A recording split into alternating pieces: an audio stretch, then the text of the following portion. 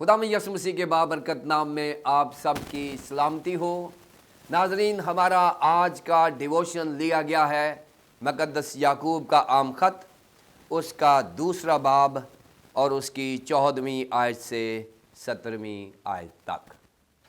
کلام مقدس میں یوں مرقوم ہے: اے میرے بھائیو، اگر کوئی کہے کہ میں ایماندار ہوں مگر عمل نہ کرتا ہو تو کیا فائدہ؟ کیا ایسا ایمان اسے نجات دے سکتا ہے؟ اگر کوئی بہن یا بھائی ننگی ہو اور ان کو روزانہ روٹی کی کمی ہو، اور تم میں سے کوئی ان سے کہے کہ سلامتی کے ساتھ جاؤ، گرم اور سیر رہو، مگر جو چیزیں تن کے لیے درکار ہیں وہ انہیں نہ دے، تو کیا فائدہ؟ اسی طرح ایمان بھی اگر اس کے ساتھ اعمال نہ ہوں تو اپنی ذات میں مردہ ہے۔ کلام مقدس کے پڑھے اور سنے جانے پر خداوند کی برکت ہو، آمین۔ ناظرین، ہمارے آج کے ڈیووشن کا عنوان ہے باعمل ایمان، اور اس کو آپ تک پہنچانے کے لیے ہم سے تعاون کیا ہے بیکن لائٹ سے ورڈ ایٹ ورک نے۔ ناظرین، مقدس یعقوب کے دوسرے باب کی پہلی 13 آیات میں مقدس یعقوب نے طرفداری کو اپنا مین مضمون بنایا ہے۔ وہ اس بات میں بہت سنجیدہ ہے کہ اگر کلیسیاؤں میں طرفداری ہے تو کلیسیاؤں میں بگاڑ پیدا ہوتا ہے، تقسیم ہوتی ہے، اور کلیسیاؤں میں طرفداری تباہی اور بربادی کا سبب بنتی ہے۔ اور اب مقدس یعقوب نے دوسرے باب کی 14 آیت سے 26ویں آیت تک ایمان بالعمل کو اپنا مین مضمون بنایا ہے، اور ہم نے 14 آیت سے 26ویں آیت تک تقسیم کیا ہے 5 حصوں میں۔ 14 سے 17 آیت میں ہم دیکھیں گے ایمان باعمل، اور پھر 18ویں اور 19 آیت میں دیکھیں گے مضبوط ایمان، اور پھر 20ویں اور 22ویں آیت میں ہم دیکھیں گے کامل ایمان، اور پھر 23ویں سے 24ویں آیت تک ہم دیکھیں گے معیاری ایمان، اور 25ویں اور 26ویں آیت میں زندہ ایمان۔ اگلے جو 5 ہمارے ڈیووشنز ہیں وہ ایمان پر فوکس کیے ہوئے ہیں، ایمان بالعمل۔ ناظرین، ایمان کو تشبیہ دی جاتی ہے حراروں کے ساتھ۔ بہت سارے مفسرین خیال کرتے ہیں کہ ایمان جیسے ہمارے انسانی جسم میں حرارے کیلریز ہوتی ہیں جن کو ہم دیکھ تو نہیں سکتے، لیکن ان کے نشانات اور ان کا کام دیکھا جا سکتا ہے، کیونکہ کیلریز ہی ہے جو ہمیں قوت دیتی ہے کہ ہم موو کر سکیں، کام کر سکیں اور کوئی عملی قدم اٹھا سکیں۔ اسی طرح ایمان بھی ہماری روحانی زندگی میں حراروں کی طرح کام کرتا ہے جو نظر تو نہیں آتا، لیکن ہمارے اعمال سے ہمارا ایمان ظاہر ہوتا ہے۔ ناظرین، ایمان ہی وہ واحد وسیلہ ہے جس سے ہم خدا کو پسند آ سکتے ہیں، اور ایمان ہمارے اعمال سے ظاہر ہوتا ہے۔ لیکن ناظرین، ایک بات سیکھنے کی ہے کہ ہمارے اعمال ہماری نجات کا وسیلہ نہیں ہے بلکہ ہماری نجات کا ثبوت ہے۔ یہ بات یاد رکھنے کی ضرورت ہے کہ دنیا کے اعمال ان کی نجات کے حصول کے لیے ہوتے ہیں، لیکن مسیحیوں کے اعمال ان کے ایمان کا ثبوت ہوتے ہیں۔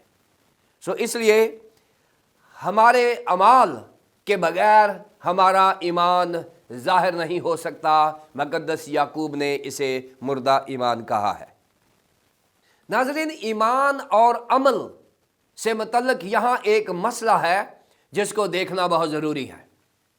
اگر آپ دیکھیں مقدس پالوس رسول کا خط افسیوں کے نام، اس کا دوسرا باب اور اس کی 8ویں آیت میں، تو وہاں پر لکھا ہے کہ ہمیں ایمان کے وسیلہ فضل ہی سے نجات ملی۔ ناظرین، اس آیت کو پڑھنے اور سمجھنے کے بعد बहुत सारे मसीहियों ने यह समझा कि अब हमें किसी अमल की ज़रूरत नहीं है, बस हमने यीशु मसीह पर ईमान रखा है तो हम निजात याफ्ता है। नाज़रीन, ऐसी बात नहीं है, क्योंकि मुक़द्दस पौलुस रसूल ने जिन लोगों को ये आयत लिखी है उनसे मुतल्लिक़ बताया गया कि वो पहले ईमानदार नहीं थे, वो अमल की वजह से निजात हासिल करना चाह रहे थे। नाज़रीन, 14वीं आयत में बयान किया गया कि ऐ मेरे भाइयों, जो अपने मसीही भाइयों को गले लगाने से मुतल्लिक़ है कि आप सब मेरे बहन भाई हैं, मुक़द्दस याकूब उन्हें एहसास दिला रहे हैं, अगर कोई कहे कि मैं ईमानदार हूँ और अमल ना करता हो तो क्या फ़ायदा।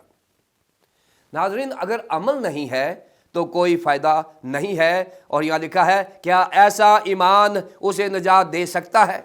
और ये बहुत बड़ा सवाल है कि हमारे ईमान के साथ साथ अगर हम ये साबित नहीं कर रहे कि हम मसीही हैं और खुदा में यीशु मसीह पर ईमान रखते हैं, तो फिर नाज़रीन हमारा तर्ज़ ज़िंदगी क्या है? हमारा तर्ज़ ज़िंदगी ही, रोज़मर्रा की ज़िंदगी में हमारा तर्ज़ ज़िंदगी ही ये सबूत है कि हम निजात याफ्ता हैं और खुदा में यीशु मसीह पर ईमान रखते हैं।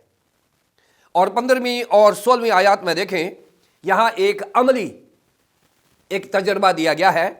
अगर कोई भाई या बहन नंगी हो और उसको रोज़ाना रोटी की कमी हो और तुम में से कोई उनसे कहे कि सलामती के साथ जा, गर्म और से रह, मगर जो चीज़ें तन के लिए दरकार हैं वो उन्हें ना दे, तो क्या फ़ायदा। नाज़रीन, खैरात करना यहूदी निजात का एक हिस्सा था। वो ये समझते थे कि अगर हम खैरात कर रहे हैं तो रोज़े आखिरत में ये खैरात हमारे काम आएगी और इस तरह से हम बच जाएंगे। ये एक अमली प्रैक्टिस थी। मुक़द्दस याकूब ने यहूदी मसीहियों को लिखते हुए उन्हीं के कॉन्टेक्स्ट में समझाया है कि अगर आपका ईमान तो है, लेकिन अगर आपने ईमान का सबूत नहीं दिया, आपके इर्द गिर्द जो बहन भाई हैं जो ज़रूरतमंद हैं और आप बस उन्हें ये कहते रहे कि भाई गॉड ब्लेस यू, खुदावंद आपको बरकत दे, और उनकी ज़रूरत का ख्याल ना रखें, तो नाज़रीन ऐसा ईमान मसीही ईमान नहीं है। इसी तरह ईमान भी अगर उसके साथ अमाल ना हो तो अपनी ज़ात में मुर्दा है। ये फैसला मुक़द्दस याकूब रसूल का है। नाज़रीन, आज के डिवोशन में हम 3 चीज़ें सीखते हैं जो हमें याद रखनी है। पहली बात कि अगर हम मसीही हैं तो मसीही होने का सबूत हमारा तर्ज़ ज़िंदगी है, और अगर हमारा तर्ज़ ज़िंदगी यीशु मसीह जैसा नहीं है तो फिर हमारा मसीही होने का दावा झूठा है। पहली बात।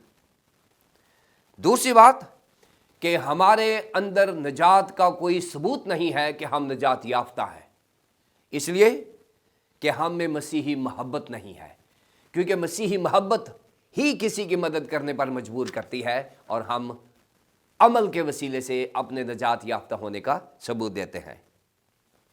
और तीसरी बात, अगर हम निजात याफ्ता हैं तो हम खुदा और उसके लोगों से मोहब्बत करते हैं, और अगर हम ये 3 चीज़ें रखते हैं तो नाज़रीन मैं और आप सच्चे और सुच्चे मसीही हैं। खुदावंद हमें बाअमल मसीही होने की तौफीक अता फरमाए। आमीन। आइए हम दुआ करें। बुजुर्ग प्यारे आसमानी बाप, हम तेरा शुक्रिया अदा करते हैं कि तूने हमें चैलेंज किया है कि अगर हम मसीही हैं तो हमारे मसीही होने का सबूत किधर है। खुदावंद, अगर हमने मसीही तर्ज़ ज़िंदगी नहीं अपनाया तो हमें माफ़ फरमा और हमें आइंदा मसीही तर्ज़ ज़िंदगी से अपने मसीही ईमान को दिखाने और उसका प्रचार करने की तौफीक अता फरमा। खुदा बाप, खुदा बेटे, खुदा पाक रूह के नाम से आमीन।